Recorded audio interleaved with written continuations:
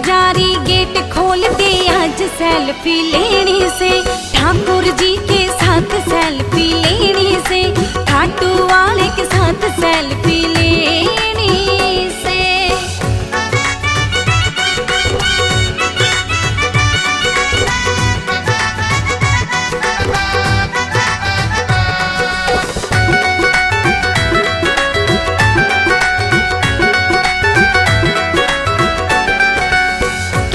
बाबा photo खींचू, photo खींचना मना है, क्या बिन फोटो के मैं जाऊं, क्या ये तेरी रजा है, क्या बिन फोटो के मैं जाऊं, क्या ये तेरी रजा है।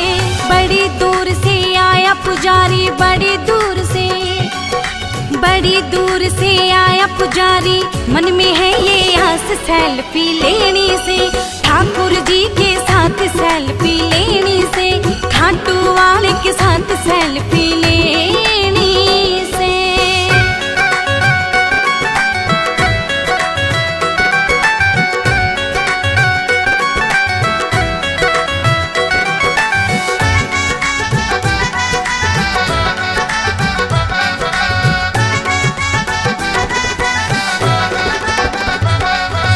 थारा पुजारी सब भगता ने प्रेम सुदर्श करावे, करू पुजारी संग चाकरी सावरों से ठिकावे, करू पुजारी संग चाकरी सावरों से ठिकावे।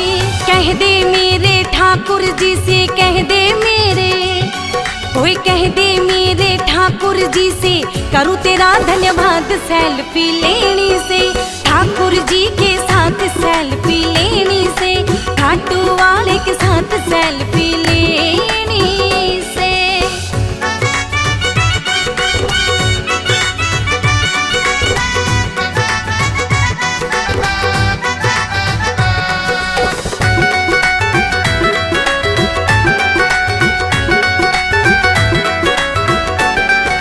रवि फौजी ने सागे लेके फोटो खींचने आया, बाबा के साथ फोटो लेके आनंद होगी काया, बाबा के साथ फोटो लेके आनंद होगी काया।